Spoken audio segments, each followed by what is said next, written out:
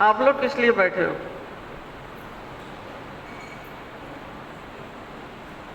आप में से कोई भी यहाँ नहीं है। आप सोचते हो कि आ गया बड़ा हाजिरी, हमारी हाजिरी लग गई। यहाँ कोई हाजिरी लेने वाला नहीं है। आप में से कोई भी आदमी यहाँ नहीं है।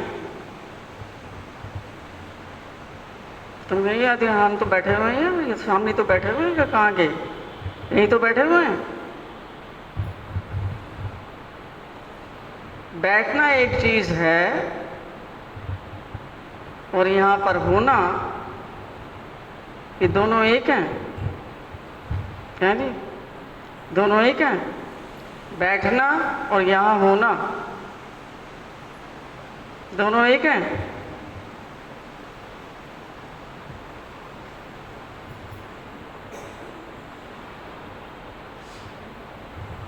यहाँ आते हो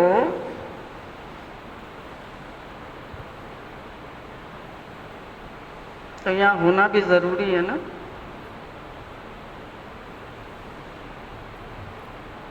यहाँ आओगे नहीं तो यहाँ हो कैसे पाओगे? पहले आना पड़ता है, पहले शरीर को लाना पड़ता है, और उसके बाद दूसरा काम क्या करना पड़ता है? हाँ? जो हमारे भीतर सुनने वाली चीज है वो क्या कान सुनता है? कान सुनता है। कान खुला भी हो, बोलने वाला जो मर्जी बोल रहा हो, कोई जरूरी है कि हम यही होंगे और सुनेंगे? जरूरी है कोई? कितनी बार जब तुम्हें डांट पड़ती है या कोई उलट सुलट बातें करता है, तुम होते तो वही हो, तुम्हारा कान भी खुला होता है। खुला होता नहीं है, कान में रुई डाल लेते हो तो तुम्हारा कान उन चीजों को सुन रहा होता है क्या? सुनने वाली चीज कान है क्या? कान सुनता है। कान तो यंत्र है, सुनता ये नहीं है। कौन सुनता है? मन सुनता है। जब तक कान का कनेक्शन मन से नहीं होता, कान कुछ नहीं कर सकता।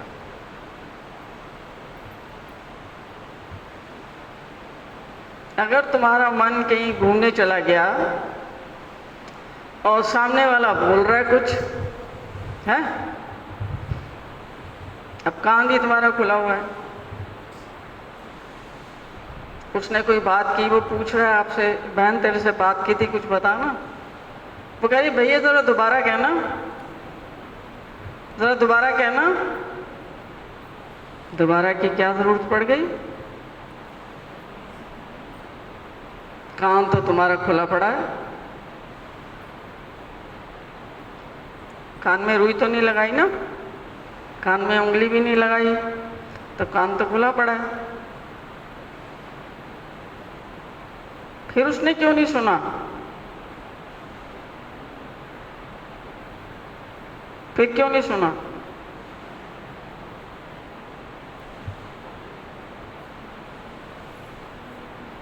क्यों कहना पड़ा कि जरा दोबारा बताना?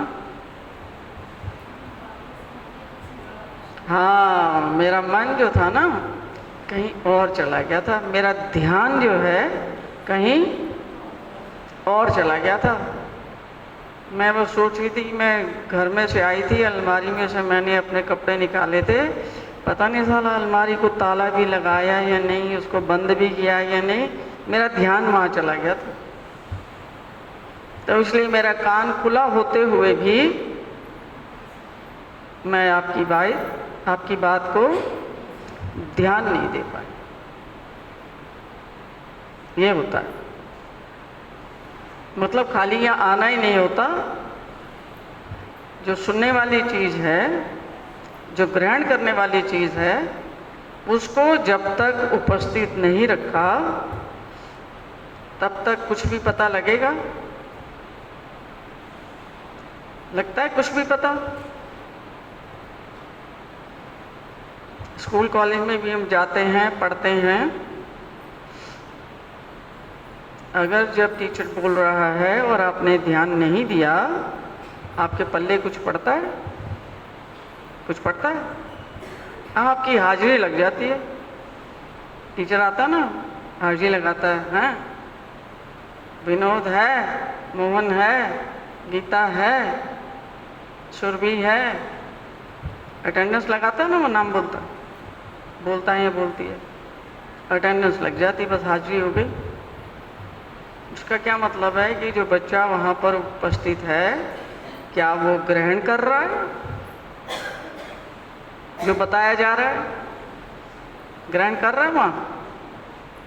ग्रहण नहीं कर रहा कुछ भी। तो कहती है ना, मेरा बच्चा तो रोज स्कूल जाता है, उसको तो कितना समय हो गया स्कूल जाते हुए, और उसके नंबर इतने कम क्यों आ रहे हैं? और टीचर पे जाके राशन पानी लेके खड़े हो जाते हैं, और तुम ढंग से पढ़ाती नहीं हो इसको, नहीं तो उसका नंबर तो बढ़िया आने जाना। मैं तो रोज़ भेजती हूँ उसको, लंच भी पैक करके देती हूँ, लंच भी पूरा खा के आता है, सुबह छोड़ के जाती हूँ, शाम में लेके जाती हूँ। अब टीचर क्या करे जी? टीचर को पता है कि इसके मन कहाँ गया हुआ, उसको पकड़ के वहाँ से लाना कैसे है? पता है टीचर को?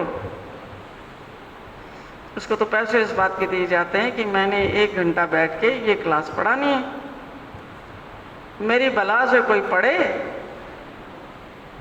या ना पढ़े, कोई पास हो या कोई फेल हो।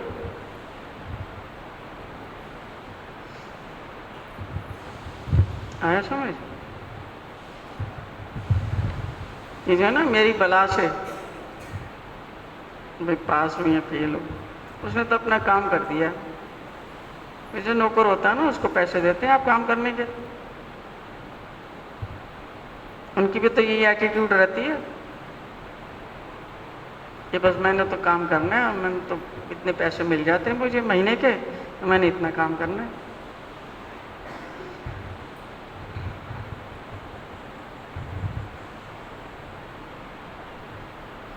और ये है हमारा अभ्यास।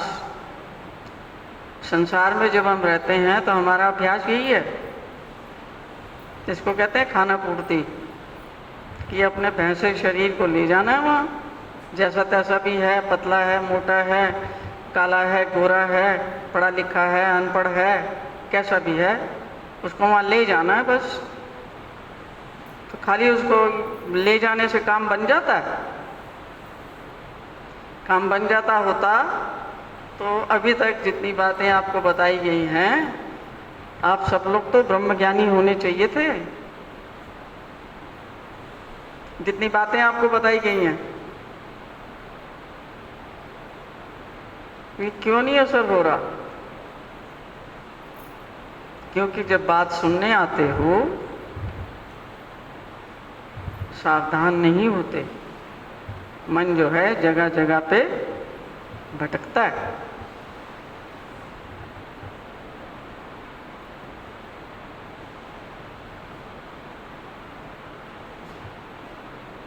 हमको चलाने वाला कौन है? कौन चलाता है हमारा जीवन? हमारे जो एक्शंस हैं, उठना, बैठना, खाना, पीना, सोना, लेना, देना, सोचना, कौन चलाता है ये सब? सारी ऊर्जा इसके पीछे भगवान की ऊर्जा है, लेकिन कौन सा यंत्र है जो उसको चलाता है?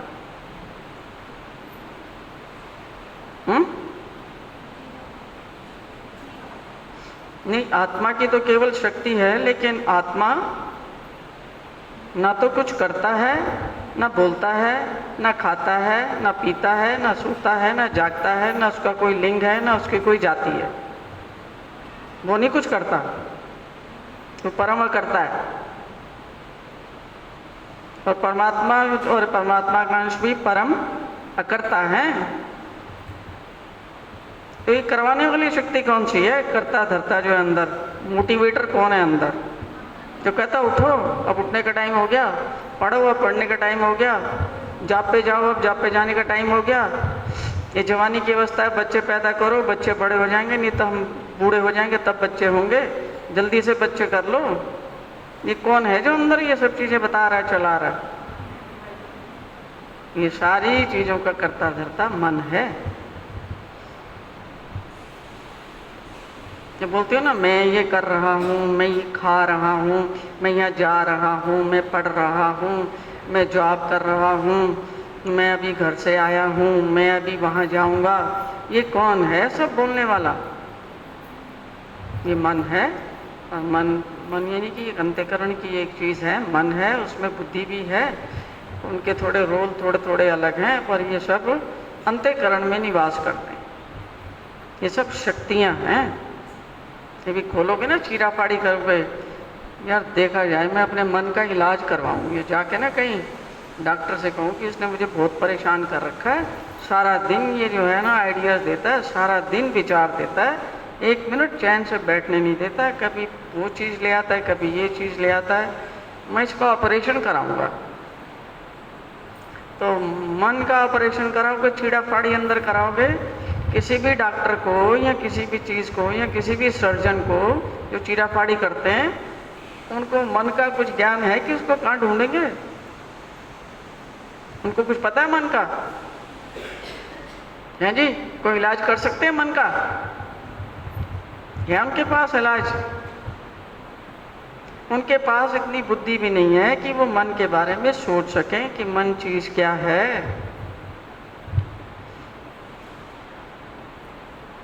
मन के अंदर बड़ी बड़ी शक्तियों का निवास है। ब्रह्मा विष्णु महादेव, उनसे भी बड़ी बड़ी शक्तियों का निवास है मन में। तो आदमी की मेंढक की बुद्धि इतनी है कि वो पता कर सके कि ये कैसे चलता है, कर सकता है। एक छोटे से छोटे देवी देवता का तो हम मुकाबला नहीं कर सकते, तो हम मन का मुकाबला करेंगे, उसको जानेंगे, उसको कंट्रोल में करेंगे, उसके ऊपर अंकुश लगाएंगे। इसलिए सबको कौन चला रहा है? ये मन चला रहा है, सबको चला रहा है। क्या ये सबको सही रास्ते पे चला रहा है? नहीं जी? क्या ये हमें सही रास्ते पे चला रहा है? नहीं।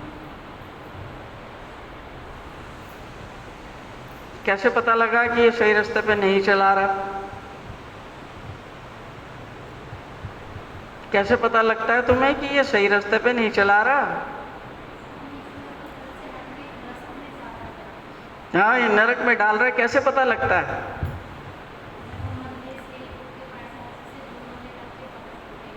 हाँ, ये मन जो है ये आपको अपने से ही दूर करके जो इसको पसंद है वो चीजें करवाता है। डॉक्टर आपको कहता है कि आपने ये चीज नहीं खानी है, ये क्या कहता है? वो ही खाऊंगा। डॉक्टर कहते हैं तुम्हारे ये लेवल ठीक नहीं आ रहे। वो कह रहा मैं बहुत कोशिश करता हूं, मैं इनको कैसे ठीक करूं?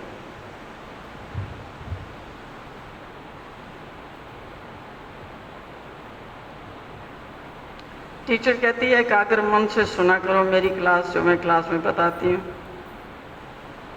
सुनते हैं हम एकाग्र मन से? सुनते हैं? जो भी हमें कोई समझाने की कोशिश करता है, ये भीतर बैठा हुआ ये जो मन है, ये सुनता है किसी की? इसको पसंद नहीं आती। इसको वही चीज पसंद आती है जो मैं करना चाहता हूँ। इसको दुनिया की कोई और चीज पसंद किसी और की बात इसको भाती है? माता समझाती रहे वो इसको भाता है? गुरु समझाता रहे वो इसको भाता है? नहीं। पति समझाता रहे वो इसको भाता है?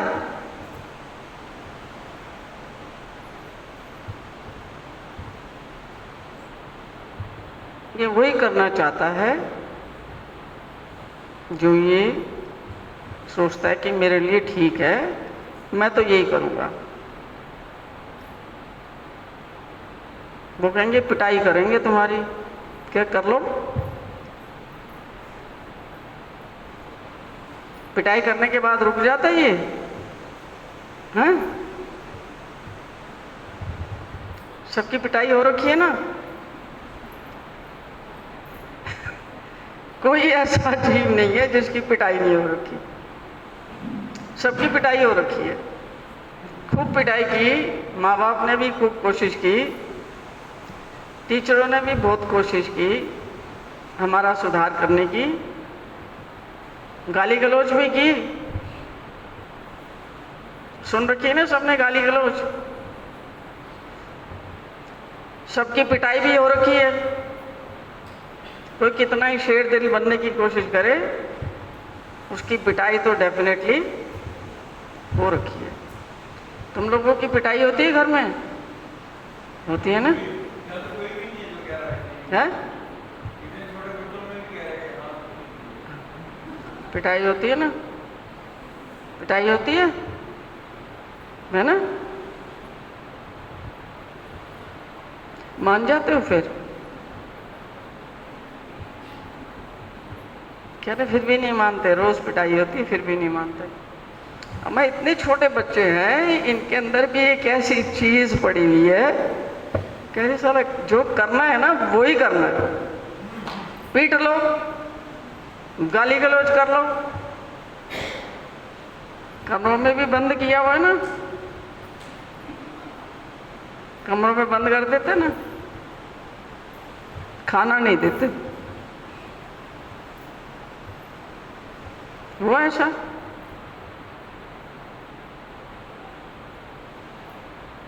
जब होमवर्क करेगा उसके बाद खाना मिलेगा।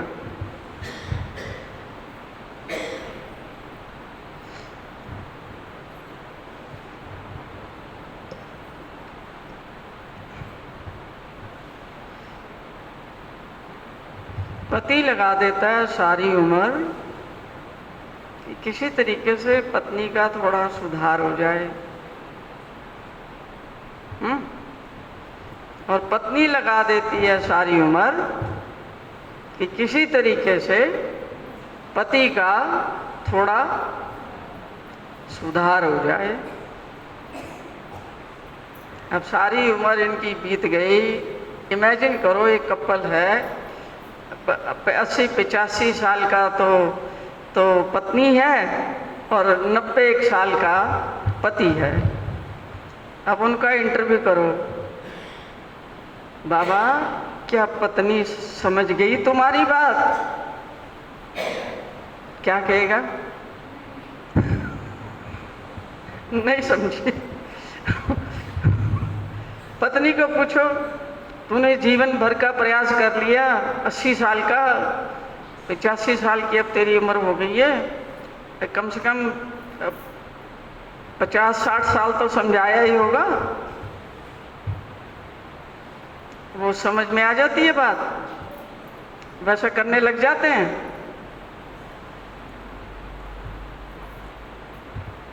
लेकिन क्या हम समझाना बंद कर देते हैं? नहीं। हमें कोई समझाए हमें पसंद नहीं आता, लेकिन हम दूसरों को समझाना बंद नहीं कर, अच्छी तरह से समझते हैं कि हमारी एक बात भी वो मानने के लिए तैयार नहीं है, फिर भी पूरा जीवन लगा देते हैं। उम्मीद ये रहती है, अपना मन कहता है नहीं नहीं यार मन तू स्ट्रांग बनना, तो तू उसको दबाना, उसको दबाने की कोशिश कर, समझा के रहेगा तो उसको कोशिश करता रहे। दूसरे का मन भी यही कहता है ये आउट ऑफ लाइन है, इसको समझाना जरूरी है, तू समझाने की कोशिश करता रहे, नेवर गिव अप। बच्चे जो हैं, बच्चों की शादियां हो जाती हैं, 30 साल के हो जाते हैं, 35 साल के हो जाते हैं, 40 साल के हो जाते हैं, 50 साल के हो जाते हैं, उनको समझाना बंद कर देते हो, बंद कर देते हो। बच्चे ही कहते हैं माँ यार कुछ तो मेरे पर रहम करो, अब मैं देखो ना इतने 40-50 साल का हो गया हूँ, तुम फिर भी मुझे इस तरह फटकारते रहते हो। या पिता का काम अगर फटकारने का तो वो फटकारता रहता है। कहते हो ना उनको, अब तो बस कर दो, फिर भी वो मानते हैं क्या? मानते हैं? नहीं मानते। ये मन की ऐसी जबरदस्त पावर है, इस मन को दुनिया में कोई भी व्यक्ति आपको आपके मन के विरुद्ध इतना रत्ती भर भी चेंज लाने में दुनिया की कोई भी ताकत कामयाब नहीं है। कहीं ले जाओ तुम उसको, फलाने के पास ले जाते हो, झाड़े वाले के पास ले जाते हो, किसी और के पास ले जाते हो, ये ना इसमें कोई बाधा वादा होगी, जरा इसका झाड़ा वाड़ा लगा, इसके खोपड़ में कुछ नहीं आता, मेरा दिमाग पागल हो गया, बस रोज समझाती हूँ, रोज समझाती हूँ, बात नहीं सुनता, बात नहीं मानता। जिसके पास लेके जाते हो उसकी क्या अवस्था है? जिसके पास लेके जाते हो उसकी क्या अवस्था है? उसके साथ ऐसा नहीं हो रहा, उसके साथ भी ऐसा हो रहा है, पर वो आपको बताता नहीं है। वो कहता है कि आ जाओ मेरे पास, मेरी फीस है 1800 रुपये महीने की, मेरे माँ बाप ने मुझे पढ़ाया है, मैं साइकोलॉजिस्ट हूँ, साइकाइट्रिस्ट हूँ, तो मेरी फीस है 1800 रुपये में 45 मिनट के लेता हूँ। और मेरी भी यही दुर्गति है, मैं घर जाके मेरा भी यही हाल होता है, मेरी भी औरत मुझे जीने नहीं देती, मैं रोज इस दुर्गति से परेशान हूं, पर तुम आए हो, मैं तुम्हारी बात सुन लेता हूं।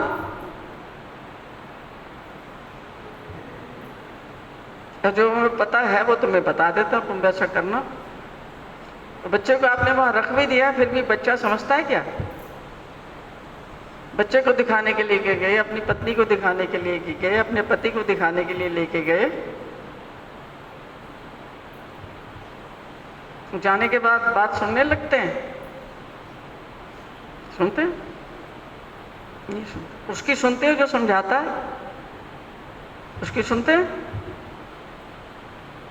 जो कोई समझाता है? बात तो वही है जो समझाने की, जो घर के लोग समझा रहे हैं।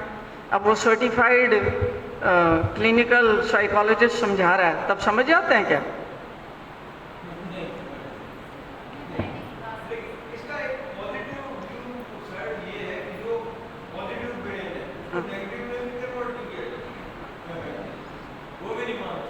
वो कहता है कि नहीं, जब तक मैं सेटिस्फाइड नहीं हूं कि ये मुझे क्यों करना है, मैं तो यही करूंगा। तुम्हें नहीं पसंद है, तुम अपना कोई ढूंढो भाई, टू बैड। अब क्या होता है, हम ऐसी हमारी माइंड सेट है, और ऐसी माइंड सेट के साथ अब हम आ जाते हैं भगवान के दरबार में आ जाते हैं। माइंडसेट तो वही लाएंगे ना, क्या माइंडसेट भी नहीं बना के आते हो यहाँ? विचार तो वैसे ही होंगे, मन तो वैसा ही होगा, जैसा संसार में रहता है वैसा ही मन तो लाओगे, क्योंकि मन तो एक ही है, दो तीन तो नहीं है, उसी को लाओगे यहाँ।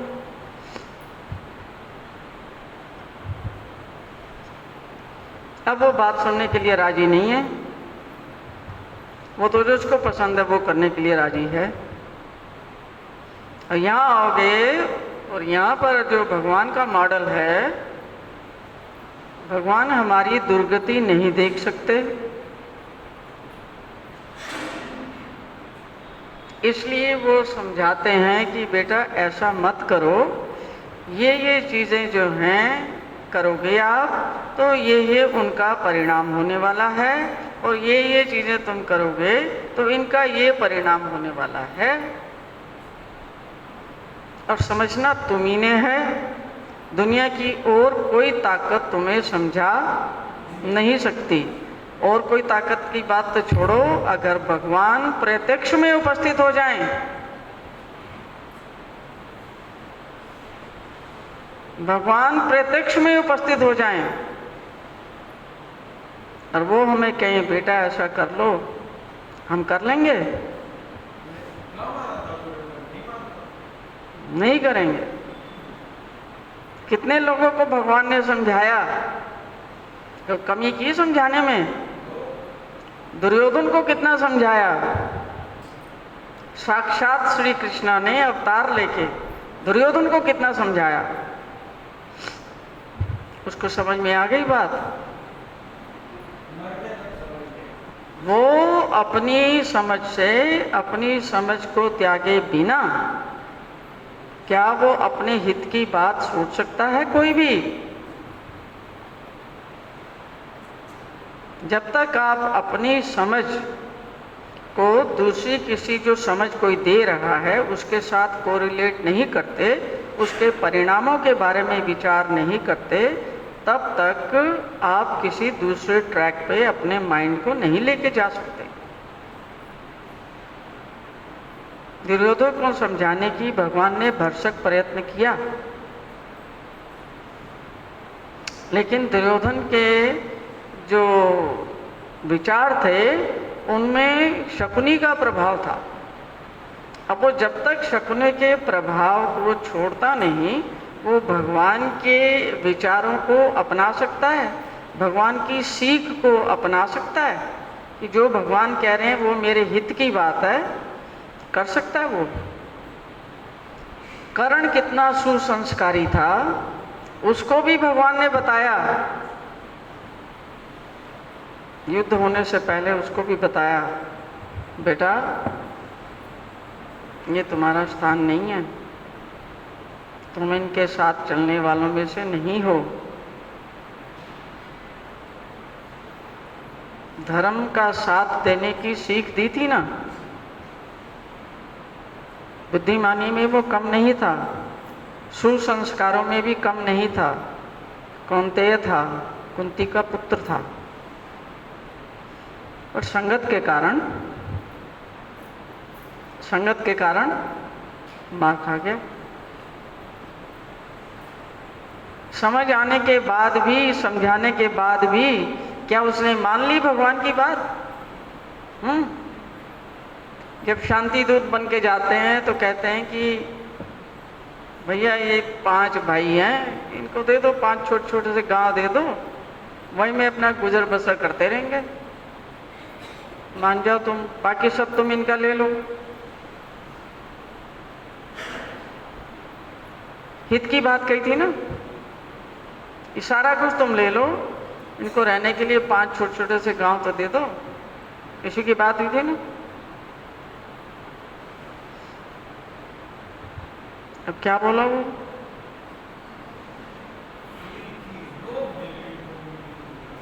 तुम 5 गांव की बात करते हो, मैं इनको जितनी सुई होती है ना, कपड़े सीने वाली सुई, उसकी नोक होती है, कितनी होती है उसकी नोक, वो सुई की नोक की जितनी जगह नहीं दूंगा इनको। तुम 5 गांव की बात कर रहे हो।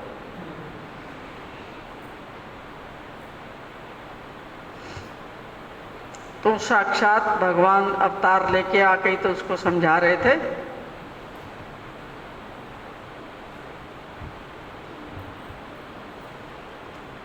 तो दुर्योधन खाली वो ही दुर्योधन ही ऐसा नहीं था जिसने भगवान की बात नहीं मानी, हम लोग भी दुर्योधन के जैसे संस्कारों से भरे पड़े हैं, इसलिए हजारों बार भी भगवान की बात सुनने पर हमारा मन उसको मानने के लिए तैयार नहीं है, नहीं है, नहीं है। और हम अपने आप को धोखा देते हैं, दूसरों को भी धोखा देते हैं और ढोंग पाखंड करते हैं, लेकिन हम वास्तविकता में भगवान की बात को मानने के लिए तैयार नहीं है। हम वही करते हैं जिसके लिए हमारा मन हमें प्रेरित करता है। अब मन को जो समझाने की बात है, वो जो मन से बड़ी शक्ति है, जो सर्वशक्तिमान है, उसके अंदर ही दम है कि वो आपको मन को समझाने का कोई विचार दे सके।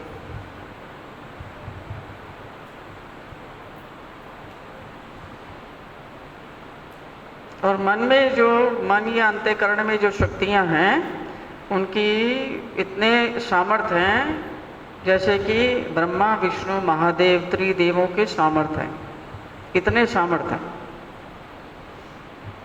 अब उनके ऊपर आपका बस चलेगा? आपका आत्मबल क्या है? शून्य है।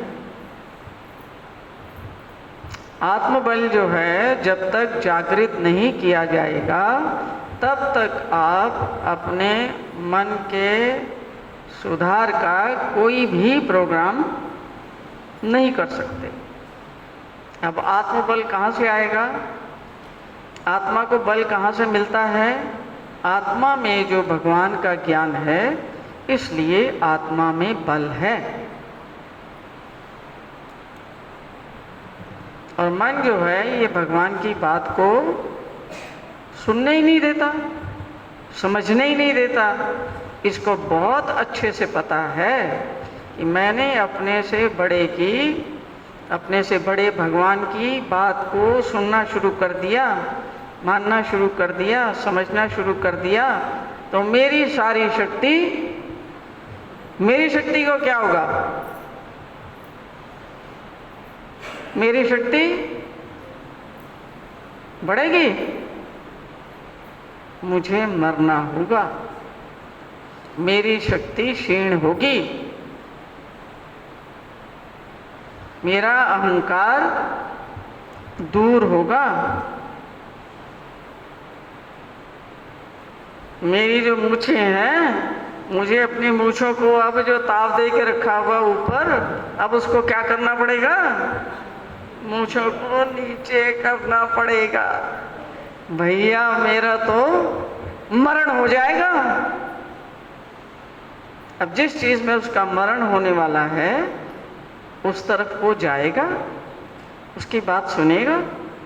इसको बहुत अच्छे से पता है कि जिस दिन मैंने भगवान की बात को सुन लिया और समझ लिया, उसी दिन से मेरा मरण निश्चित है, मुझे मरना ही होगा, क्योंकि वे बहुत शक्तिशाली हैं, उनके अंदर ही ताकत है जो मुझे मार सकते हैं। नहीं तो मैं अजर हूँ, अमर हूँ, अविनाशी हूँ, कोई मुझे मार नहीं सकता, मैं सबको कंट्रोल करता हूँ। हर एक व्यक्ति के भीतर बैठा हुआ मैं मन उसकी सारी एक्टिविटीज़ को वॉच करता हूँ, गाइड करता हूँ, मोटिवेट करता हूँ, उनको चलाता हूँ। मैं संचालक हूँ।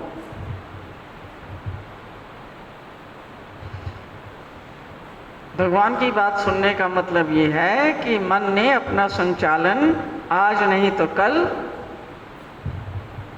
छोड़ना पड़ेगा, भगवान के संचालन के अंडर आना पड़ेगा। तैयार होता है फिर वो, कह रहा मेरे से कोई आसान काम करवा लो, कुछ ही याद करनी है, कुछ पढ़ना है, कुछ लिखना है, दत्तात्रेय स्तोत्र याद करवा लो, 15वां अध्याय याद करवा लो, सारे वचन याद करवा लो, सारी गीता के 700 श्लोक याद कर लूँगा, और मुझसे क्रियाएं करवा लो, बाहर की भंडारे करवाने हैं करवा लो, दान देना है करवा लो, इधर घूमना है करवा लो, कोई प्याऊ लगाना है करवा लो, कंबल बांटना है, हाँ बांट दूँगा, भंडारा करना है 20,000 लोगों का, 3 लाख लगेगा, हाँ लगा दूँगा। नहीं, भगवान की बात मान ले थोड़ा, जो उन्होंने कहा है 1-2 बात मान ले।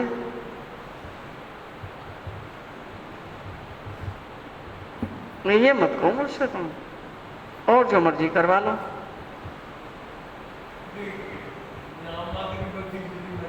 ड्रामे बाजी जितनी मर्जी करवा लो। बीड़ा लाना है, हाँ कितना 10,000 का 1500 फल ले आऊंगा।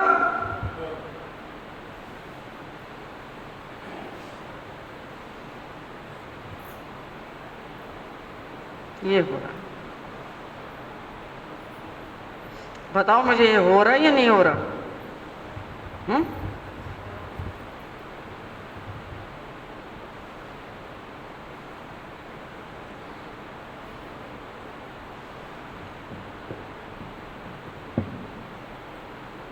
अब मन को जो कंट्रोल करने का जो है हिसाब किताब ये भगवान ने ही बताया है कि इसको तुम आसानी से कंट्रोल नहीं कर सकते।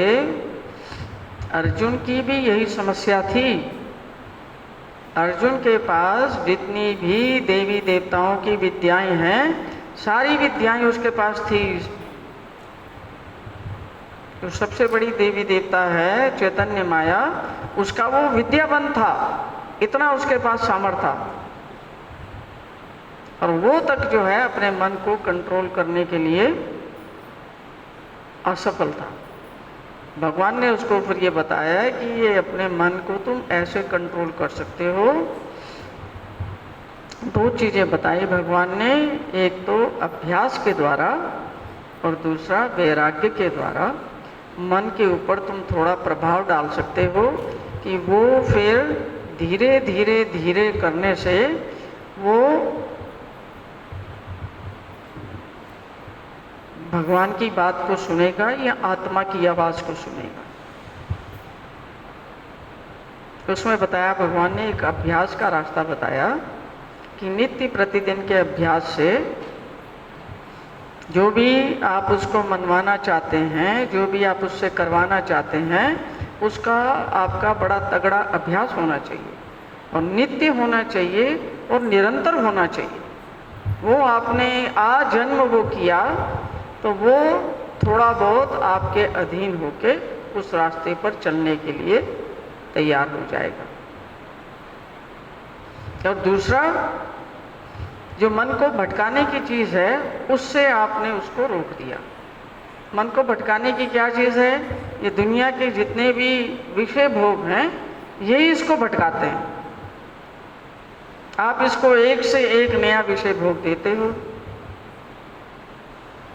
एक से एक अच्छा कपड़ा लत्ता दिलाते हो, एक से अच्छे खाने पीने की चीज़ इसको देते हो, एक से अच्छे इसके सोने की, उठने की, बैठने की व्यवस्था लगाते हो। ज़रा सा ये बोर होता है तुम उसका उपचार करते हो। तो ये बस में करने का तरीका है। जंगली जानवर को ऐसे बस में किया जाता है?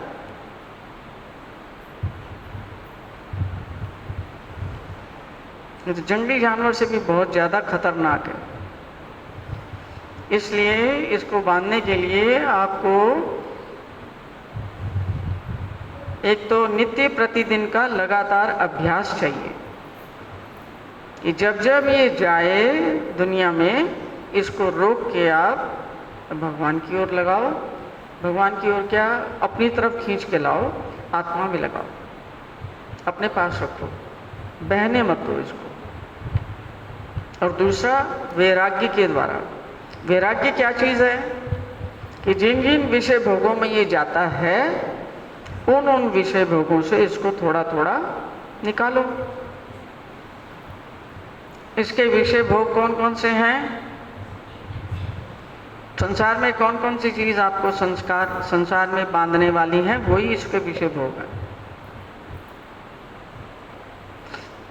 पुत्र पुत्री में बांधता है। कितनी हमारी आसक्ति है पुत्र पुत्री में?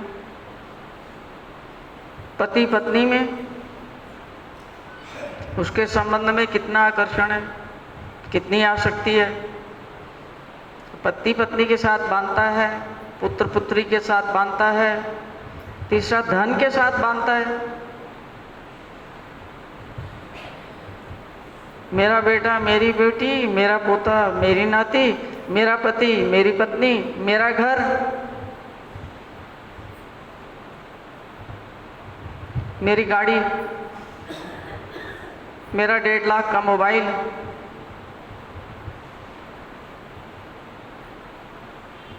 है ना?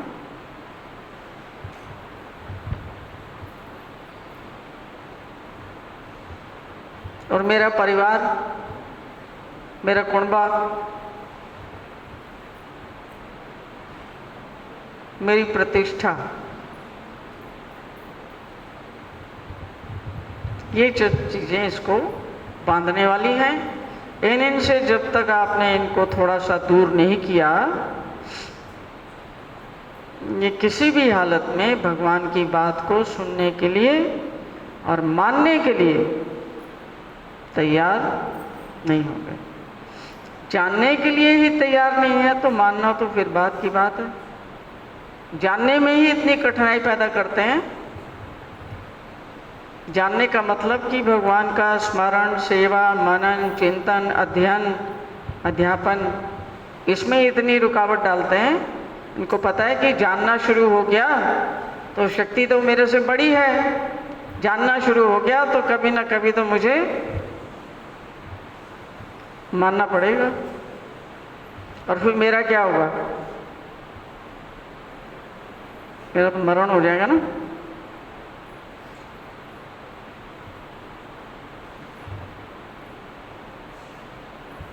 तो ये दो तरीके भगवान ने बताए हैं। एक तो प्रतिदिन का नित्य निरंतर अभ्यास, और दूसरा संसार से वैराग्य।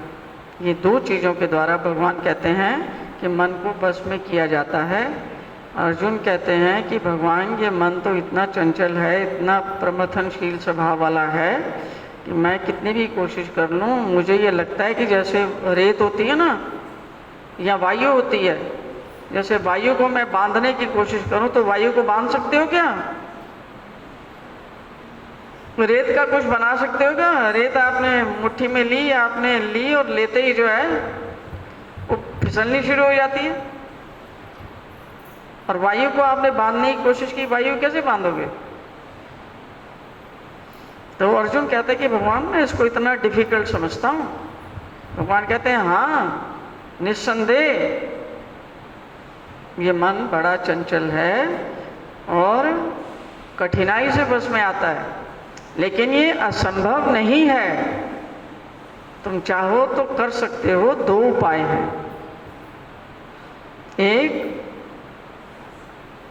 अभ्यास के द्वारा, नित्य निरंतर प्रतिदिन लगातार अभ्यास के द्वारा, और दूसरा संसार से वैराग्य के द्वारा। अब क्या होता है ये अभ्यास और वैराग्य से? क्या होता है कि अगर आप रोज प्रतिदिन नित्य नियम से भगवान के वचनों का, भगवान के स्मरण का, चिंतन का अभ्यास बना लेते हो कि 24 घंटों में से कम जितनी भी मेरी जागृत कॉन्शियस दिन का टाइम है उसमें मैं ये अभ्यास बनाऊं, तो रात में भी आपका वही अभ्यास रिपीट होगा। तो वो जब आपने बना लिया तो वो अभ्यास क्या करता है भगवान का, जब आप भगवान की बात की चोट मन पे लगाएंगे तो मन की शक्ति क्षीण होगी। जब तक इसको भगवान की चोट लगती है, भगवान के वचन की, इसकी अपनी शक्ति क्षीण होती है, खत्म होती है। तो आपने निरंतर अभ्यास करना शुरू कर दिया तो इसकी शक्ति जो है धीरे धीरे, अभी इसकी शक्ति यहाँ पर है और आत्मबल यहाँ पर है। जब आपने इस पे लगातार प्रहार करना शुरू कर दिया, भगवान के वचनों का, सेवा का, भगवान के वचनों को मनन का, चिंतन का वो कर दिया, तो धीरे धीरे जैसे जैसे ये पलड़ा भारी होता जाएगा, ये जो है इसका वेट कम होता जाएगा, कम होता जाएगा, और एक परिस्थिति एक दिन ऐसी आ जाएगी कि ये पूर्ण रूप से खत्म हो जाएगा और सिर्फ भगवान की ही बात बचेगी वहाँ। और ये करना पड़ता है। ये कोई ना बीड़े चढ़ाने से और डंडोते लगाने से और बाहर के कर्म कांड से ये नहीं होता। ये करते रहो बाहर की चीजें। ये जब भी होगा आपके अभ्यास और वैराग्य के द्वारा ही होगा। और जितना आपने इस पर काबू पाया है वो आपको स्वयं पता लगता है, कितना आपने इसके ऊपर काबू पाया है। वो कैसे पता लगेगा? आपका व्यवहार बता देता है। आपका व्यवहार बता देता है कितना आप में अहंकार बाकी है, कितनी आपकी मान प्रतिष्ठा की तड़फ बाकी है, कितना आपका धन का लोभ बाकी है, कितनी आपकी परिवार में आसक्ति बाकी है। ये सब बता देता है। हमारा व्यवहार बताता है नहीं, वहीं से पता लग जाता है कितना हमने इसके ऊपर काम किया है। जितना हम इसके ऊपर काम करेंगे उतनी इसकी जो अंदर मलिनता है वो मलिनता दूर होगी और धीरे धीरे यही जो है प्योर होके ये भगवान को सरेंडर करेगा। जब तक ये सरेंडर नहीं करता भगवान को, तब तक ये आपको चलाएगा, क्योंकि आत्मबल है नहीं। भगवान की बात सुनने से एक तो आपका आत्मबल बढ़ जाएगा, और मन का बल जो है वो धीरे धीरे धीरे धीरे धीरे कम होता जाएगा, क्षीण होता जाएगा, तब ये बस में आएगा। एक जंगली शेर होता है या जंगली सूअर होता है या जंगली एक कोई जो जंगली जानवर हैं, उनको बस में कैसे करते हैं? एक बार आपने बस में कर लिया तो फिर उनको कहते हैं ना ऐसे बैठो ऐसे उठो। सर्कस में जो शेर जाते हैं या जो हाथी जाते हैं सर्कस में, उनको वो क्या क्या करतब करवाता है उससे? कहते हैं इतना सा गोला है उसके अंदर से निकल जाओ, आग का गोला है उसमें से निकल जाओ। तो ये मन जो है बेसिकली इसको शेर समझ लो, और इसको कैसे आपने उसको ट्रेन करके सर्कस में लाना है। उसको कहना है इस आग के गोले में से निकल जा। अब उसको कौन चला रहा है? अब उसको आत्मा चला रही है। अब वो मालिक की बजाय क्या बन गया है? नौकर बन गया। बात सुन रहा है ना तुम्हारी? ये है उसको बस में करना। अब वो शेर उसमें से निकल के जाता ही नहीं। और छोटा सा जो खरगोश है उसको पता नहीं क्या क्या करवाते हैं, उल्टा लटक जा, सीधा लटक जा, ये कर ले। कुत्ते जो हैं कितने जंगली कुत्तों को क्या क्या सिखा देते हैं। सर्कस में जाते हो? सर्कस देखी कभी? कितने लोगों ने सर्कस देखी है? मुझे पता चले मैं क्या बात कर रही हूँ, कुछ समझ भी रहा है या नहीं। सर्कस देखी हुई ना? वो जानवरों से क्या क्या करवाते हैं। तो मतलब मनुष्य को ट्रेन करना कितना मुश्किल है, तो जानवर को तो और भी जंगली को तो क्रिएट थोड़ा सा उसको सभ्य करना और भी मुश्किल है। तो वो कैसे कर लेते हैं? अभ्यास। वो ऐसे उनको मारते नहीं है, वो दिखाना ही उनका काफी हो जाता है, जानवर समझ जाता है। एक छोटी सी चीज मैंने टीवी में देखी थी। एक चाइनीज परिवार था, तो वो क्या कर रहा था, उसका बच्चा बैठा हुआ था और माँ जो है उसको रोटी खिला रही थी। वो उसको कुछ खिलाती है, तो बच्चा जो क्या करता है,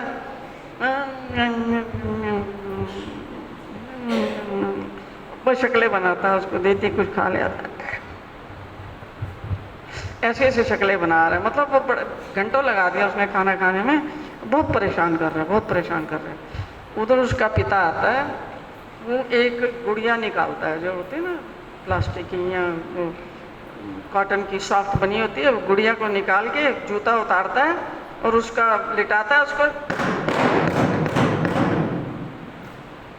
वो बच्चा वो देख लेता है, अब वो बच्चे को खाना खिलाता है, अपने आप ही शुरू कर देता है। मैंने कहा तो बहुत प्रभावशाली है, और बच्चे को पीटने की जरूरत भी नहीं पड़ी, और उसने इतना पीटा उसको अपने जूता उठा के ना। मतलब वो ये क्या कह रहा है कि अगर तुमने मेरा दिमाग खराब किया तो तुम्हारी ये गति होगी। उसको शब्दों में कुछ नहीं बोला, और उसने दिखा दिया कि मतलब मुझे ज्यादा तुम परेशान नहीं कर सकते। ऐसे मैं तुम्हें सिखाऊंगा कि जो चीज़ तुम्हारी भलाई की है तुमने खानी है। उसको कुछ वो फ्रूट की कुछ बना के खिला रहा था, और वो बच्चा मांग रहा था भी जो जाता ना मोमोज चोमोज चाउमीन ये सब, तो शक्लें बना रहा था बड़ा। उसने कहा मेरे पास इलाज है तेरा। वो उसका एक टॉय निकाल के लाया और टॉय से ताड़ ताड़ ताड़ टॉय को ऐसे 5-7 बार मारा।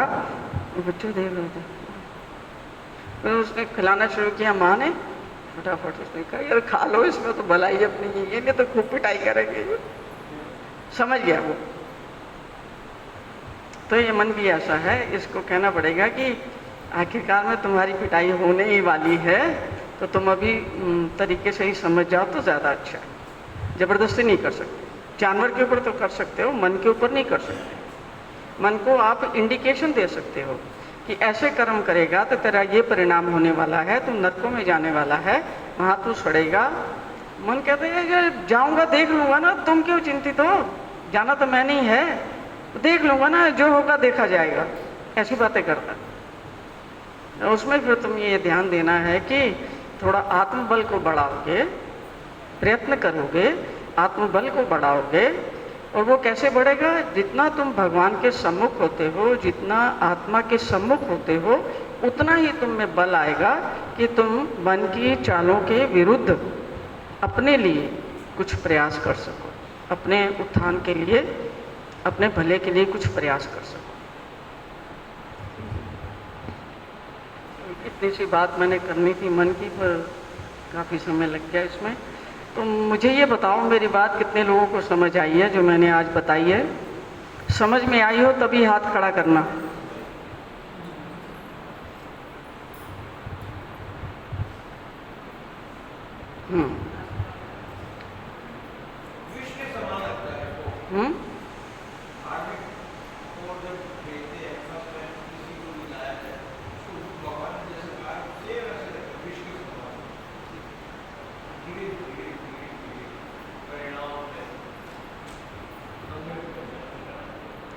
यही उसको समझाना है प्यार से कि जो तुम कर रहे हो, अपनी डेली दिनचर्या को देखो और उसको समझाओ कि जो तुम कर रहे हो इसके परिणाम खराब होने वाले हैं और उन परिणामों को भी तुमने ही झेलना है, कोई और नहीं झेलेगा। तुम झूठ बोलोगे, छल कर लोगे, कपट कर लोगे, दूसरे को मार लोगे, धमका दोगे और दुर्व्यवहार करोगे, अत्याचार करोगे, परेशान करोगे, तो इन सब का परिणाम तुम्हें ही झेलना है और ये तुम्हें ही जाके आगे भोगना पड़ेगा।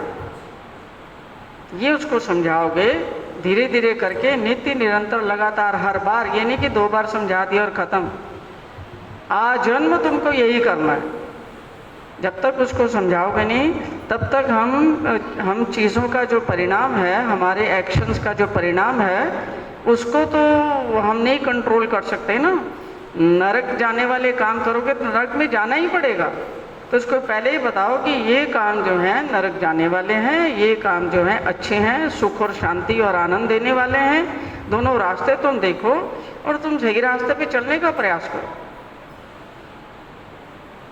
और इस अभ्यास के लिए आप लोग 16वां अध्याय भगवान का रोज पढ़ें।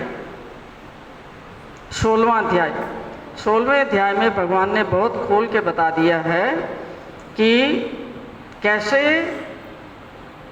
2 प्रकार के जीव हैं इस संसार में। एक तो जो अपने हित की बात को समझते हैं, उनका कैसा व्यवहार होता है, और एक जो अपने हित की बात को नहीं समझते हैं, उनका कैसा व्यवहार होता है। और उसमें आप देख लो, अपने आप को देख लो कि आप कौन सी कैटेगरी में फॉल होते हो और उसके हिसाब से आप अपना जीवन चलाओ। वो भी अगर आप चलाना चाहते हो तो, क्योंकि उसका फर्क किसको पड़ने वाला है? तुम्हारे जीवन में पड़ने वाला है। तुम अगर सुधर जाओगे तो उसका मेरे जीवन में फर्क पड़ जाएगा, है नहीं? मेरा भी सुधार हो जाएगा। मुझे तो अपना सुधार स्वयं ही करना पड़ेगा ना। जो तुम करोगे उसका परिणाम तुम्हारे लिए है और जो मैं करूँगी तो उसका परिणाम मेरे लिए है। मेरा तो सिर्फ ये दिखाने का एक जो थोड़ी बहुत चीज़ों की समझ आई है, उसके हिसाब से मैं सोचती हूँ कि आपको बता दिया जाए ताकि आप भी वैसा प्रयत्न करना चाहें तो कर सकते हैं। तो भगवान की गीता के 16वें अध्याय को, वो आचरण का अध्याय है, वो कर्म कांड का अध्याय नहीं है, वो आचरण का अध्याय है कि कैसा आपका आचरण होना चाहिए। उसमें कोई इंडिकेटर्स लिखे हुए हैं, 25-30 इंडिकेटर्स लिखे हुए हैं कि ये चीज़ें हैं। उनको लिख के आप देखो कि आपके जीवन में इनका क्या रोल है, ये कितना आपको प्रभावित करते हैं, और क्या ऐसे ही आप अपना जीवन चलाना चाहते हो या आप उसका सुधार करना चाहते हो, उसके ऊपर विचार करें। ठीक है, अब सब लोग 2 दंडवत लगा के यहाँ से निकलेंगे, भगवान से प्रार्थना करेंगे कि भगवान जो हमने सुना है उसको हम उसको समझ के अपने जीवन में उतार सकें, ऐसी कृपा बनाए रखें वो। श्री कृष्णचंद्र चक्रवर्ती भगवान की जय, भगवान श्री चक्रधर स्वामी की जय। आप सबने बड़े ध्यान से सुना, उसके लिए आपकी आभारी हूँ।